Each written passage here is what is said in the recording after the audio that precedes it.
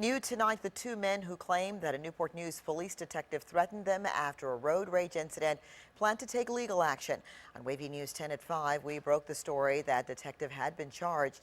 10 on your side's Katie Collette has new developments at 11 about what the victims plan to do. Katie?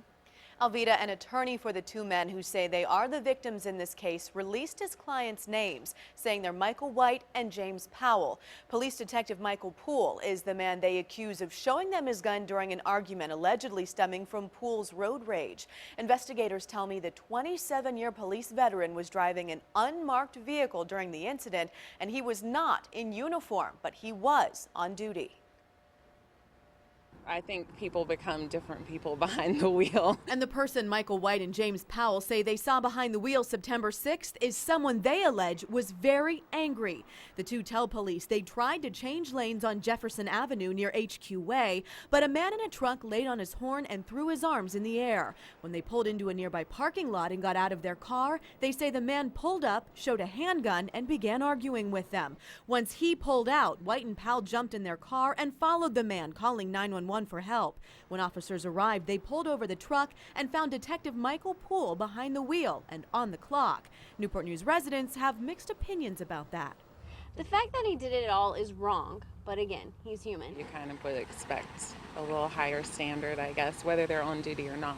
10 on your side wanted to know why it took 3 weeks for police to release information about this case. Spokesman Lou Thurston said, quote, "It was the criminal investigation that took a while. The police needed to get everything together, including the victim's statements," end quote.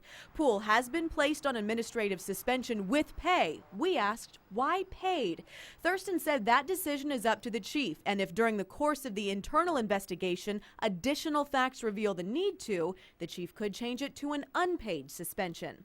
In a statement released today, the attorney for White and Powell acknowledged Poole's suspension, saying, quote, "Despite the harm they've suffered, they're encouraged by the decision of the Newport News Police to temporarily suspend the officer in question. However, rest assured that Mr. White and Mr. Powell are fully prepared to pursue all legal remedies available to them to ensure justice is served in this troubling incident."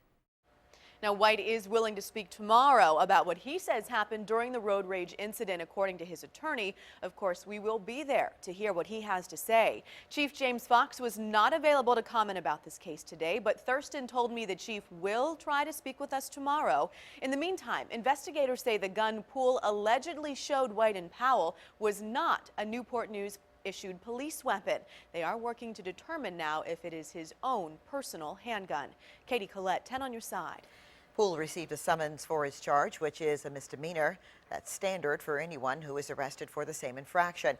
There is no booking photo of Poole. If we did have one, though, 10 on your side would not air it because he does undercover police work.